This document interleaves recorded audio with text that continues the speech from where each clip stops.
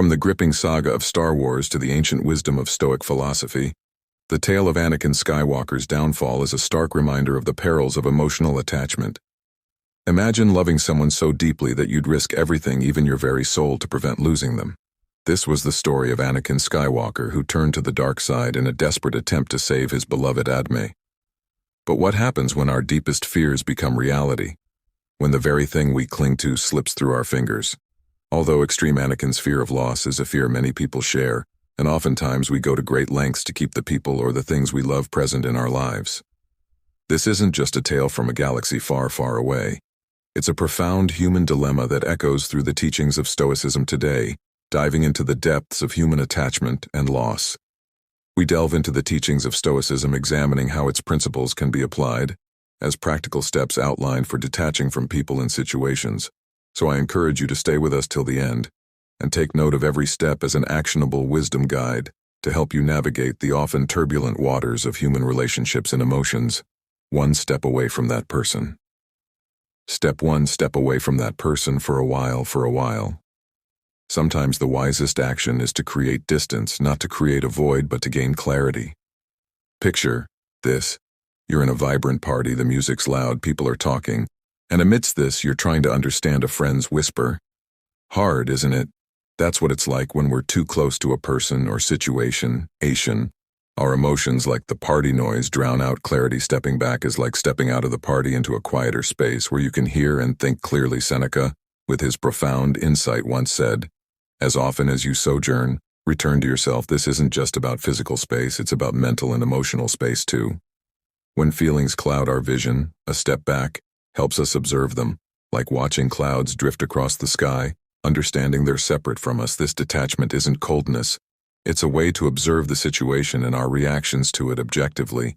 It's about seeing the chessboard, not just the chess piece you're holding. To apply this today, you don't need a villa in the countryside like the ancient Stoics. It can be as simple as turning off your phone for an hour, taking a walk, or just sitting quietly in a room. The goal is to find a space where your thoughts aren't drowned out by the constant buzz of life. It's in these quiet moments that we find the strength to make decisions not based on immediate emotions, but on reasoned thought and inner wisdom. This step back is your power. Move your space to breathe and see beyond the fog of the immediate. Step 2. Consider the rationality of distancing yourself. Step 2. Consider the rationality of distancing yourself. Choosing to distance yourself from someone isn't a decision made in haste. It's a thoughtful process echoing the rationality and virtue Stoicism values. Picture your life as a journey on a boat. The people in your life are like the winds and currents. Some help you sail smoothly, while others might lead you into choppy waters. Here's where you as the captain need to decide which winds to harness and which storms to avoid. This decision is not about avoidance. It's about steering your life in a direction that aligns with your values and well-being. Epicus, a Stoic who transformed his life from slavery to wisdom, often stressed the importance of choosing associations that align with our inner freedom. His life teaches us a valuable lesson. Not all who wander into our lives bring light. Some cast shadows that can dim our own shine. Reflect on your relationships as if they were mirrors. What do they reflect back to you? Joy, growth, and understanding, or doubt, discomfort, and dismay. Choosing to distance is not an act of abandonment. It's a deliberate choice towards self-preservation and moral integrity. Stoicism isn't about cold logic, it's about warm wisdom. It asks us to consider, does this person add to my life like a harmonious melody or disrupt it like a discordant note? As you ponder this, remember the words of Epictetus: we are not disturbed by what happens to us, but by our thoughts about what happens. It's not just about the person, but your perception of their impact on your life. Are they a chapter in your story that encourages your growth, or a footnote that distracts from your journey? Ultimately, the decision to distance yourself is about creating a life story that you're proud to narrate. It's about being true to yourself, your values, and your journey. Stoicism teaches us to embrace relationships that enrich our narrative and gently let go of those that don't. It's about crafting a life where every person and experience is a deliberate, thoughtful addition to the tapestry of your existence. Step 3. Have a chat with. Step 3. Have a chat with someone. You can rely on someone you can rely on when the world feels like a jigsaw puzzle and you're struggling to fit the pieces together. It's time to reach out. Stoicism, while it champions inner strength, also values the power of connection. Talking to someone with trust is like finding an anchor in choppy seas. It's not about offloading our problems, but about gaining clarity and perspective. Think of it as having a co-avatar in the journey of life. Someone who helps you map out the terrain. When your own compass feels a bit off, Seneca, with his deep understanding of human nature, recognized the power of shared wisdom. He compared a friend to a mirror, reflecting back not just our image but our innermost truths. This reflection isn't just about seeing ourselves clearly, it's about understanding our path. When you open up to someone, you're not just sharing words. You're inviting them into your inner world, offering a glimpse of your thoughts and emotions. This sharing creates a space of mutual understanding and support where insights are exchanged, not just sympathies. Choose your confide on wisely. Someone who embodies the values you aspire towards. This person becomes your sounding board, helping you navigate through your thoughts and feelings. They don't have to fix your problems. Sometimes just having them listen is enough.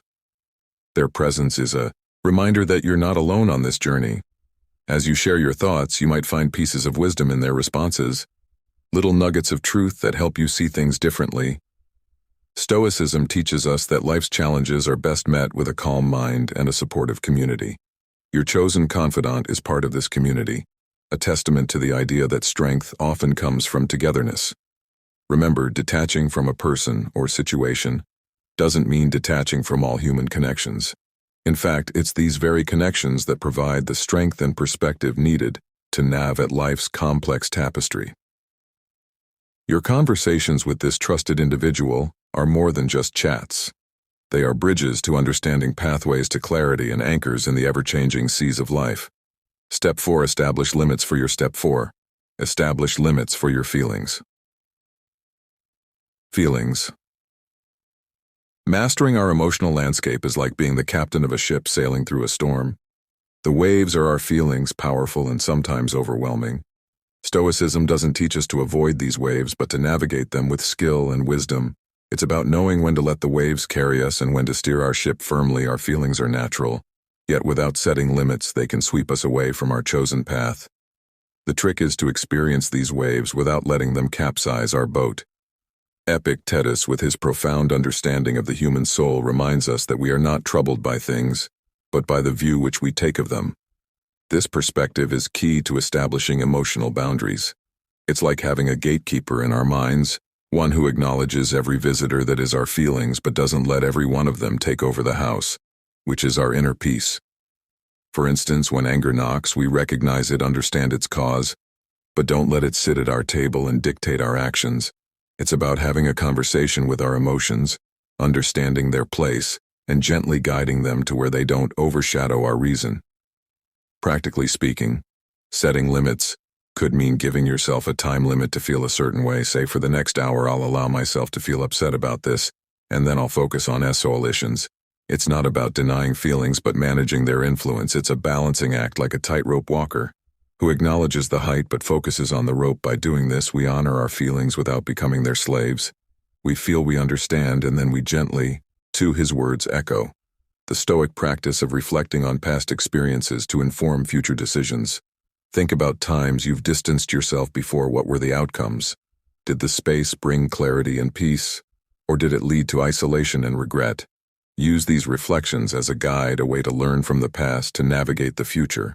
Finally, consider the impact of your decision on others.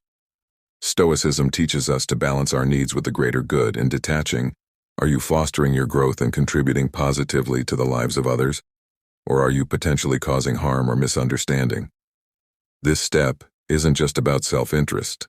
It's about harmonizing your well-being with the world around you. It's like being mindful of your footsteps in a garden, ensuring they nurture growth rather than trample the flowers.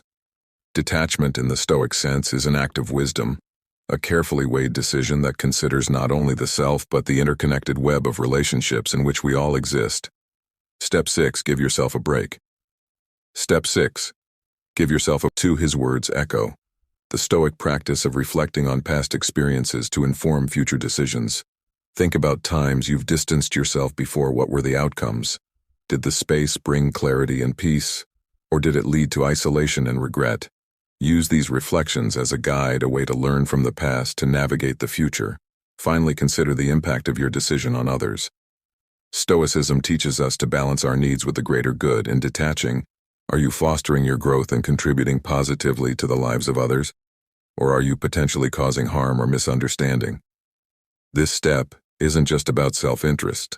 It's about harmonizing your well-being with the world around you. It's like being mindful of your footsteps in a garden, ensuring they nurture growth rather than trample the flowers.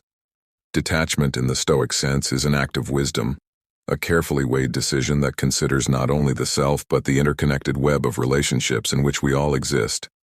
Step 6. Give yourself a break. Step 6. Give yourself a break from social media. From social media, picture your mind as a serene lake. Now imagine social media as raindrops constantly disturbing its calm surface. These droplets are the endless updates, notifications, and comparisons that infiltrate our peace. Stoicism, a philosophy that thrived long before the digital age, still offers timeless wisdom for managing such disturbances. Seneca, who mused on life's brevity, would likely see social media as one of modern life's many unnecessary distractions. He once wisely noted, "Life is long, if you know how to use it." This step of detachment then is about reclaiming our time and attention, about choosing where to focus our precious energy in the world of social media. Our attention is the commodity everyone wants. By stepping back, we're not just avoiding a digital deluge, we're giving our minds the space to breathe, to think, to be. It's akin to closing the curtains on a bustling street outside your window. The noise, the hustle, the constant movement, it's all still there. But for a moment, it's not your concern. You're in your quiet room with space to reflect, to understand, to grow. This break from social media isn't an act of escape, but an exercise in self-care. It's about discerning what enriches us and what drains us. As you take this break, observe the change in your mental landscape. Do you feel calmer, more present, more aware of your own thoughts and feelings? This awareness is the heart of Stoicism, understanding what we can control and letting go of what we cannot. It's about recognizing that while we cannot stop the rain, we can choose to step under a shelter and enjoy the sound of the droplets without getting drenched. Taking a break from social media in today's world might feel like stepping off a fast-moving train. It's quiet still, but in this stillness lies clarity as you embark on this social media hiatus. Remember Seneca's words and use this time wisely. Read a book, take a walk, write in a journal. Engage in activities that nourish your soul, not just pass the time. This break is your time to reconnect with yourself. It's your moment to remember who you are in the quiet, away from the crowd. Final step. Focus deliberately on step 7. Focus deliberately on your fundamental needs. Your fundamental needs in this final stride on the path of detachment. Turn your attention inward to the core of your being. Here lies the essence of Stoicism, focusing on what truly matters for your inner growth and well-being. It's about stripping away the non-essential, the noise, the fluff, and honing in on what nourishes your soul. This isn't about material needs, it's far deeper. It's about emotional sustenance, moral integrity, and personal growth. Think of your life as a garden. What does it need to thrive? Sunlight, water, care. These are the essentials. Similarly, identify what is essential for your emotional and spiritual growth and focus on nurturing these aspects. Epicus, born into hardship, understood the importance of focusing on what truly matters. His teachings highlight the power of discernment, separating the wheat from the chaff. In our lives, wealth consists not in having great possessions, but in having few wants. Apply this wisdom to your emotional landscape. It's about knowing what you need to feel fulfilled, stable, and at peace. It's recognizing that sometimes less is more in a world of endless choices and distractions. It's about finding contentment in simplicity and depth. Practically, this means taking time to reflect on what brings you genuine happiness and peace. Is it quiet time alone? Meaningful conversations with friends? Engaging in a hobby? Identify these core needs and make them a priority. It's like packing for a journey. Bring only what is essential, what adds value to your journey. This deliberate focus helps in detaching from the unnecessary, from people and situations that don't align with your fundamental needs. By centering your life around these needs, you create a foundation of stability and contentment. This isn't a one-time task, but an ongoing process, a constant return to what truly matters. As you journey through life, keep revisiting your fundamental needs, adjusting and realigning as you grow and evolve. This focus is your compass, guiding you through life's complexities with clarity and purpose. It's about living intentionally, not just existing. And in this intentional living, you find the essence of Stoicism, a life lived with purpose, wisdom, and inner peace, in embarking upon the path of disengagement from the entanglements of people and conclusion situations. We find a reservoir of profound insights and practical advice within the teachings of Stoicism. This philosophy invites us to momentarily step back, to weigh the reason behind our distancing, to engage in transparent dialogue, to set boundaries around our emotional responses, to ponder the repercussions of our actions, to take respite from the bombardments of external influences like social media, and to concentrate on our core necessities. Such actions are in harmony with the Stoic virtues. Stoicism, with its enduring sagacity, enlightens us that detachment is not akin to emotional numbness. Rather, it is the attainment of a serene and resilient inner state. As we meander through the intricacies of human connections and the trials of existence, the tenets of Stoicism shine as a lighthouse of inspiration, steering us towards a life enriched with virtue, wisdom, and emotional fortitude. We welcome your thoughts in the comments. Which step resonates with you, or which one are you inclined to try? If you found value in this video, we encourage you to express your appreciation by liking it. Don't forget to subscribe if you haven't yet, share with those you hold dear, and ring the notification bell to be among the first to savor our freshly baked Stoic wisdom videos.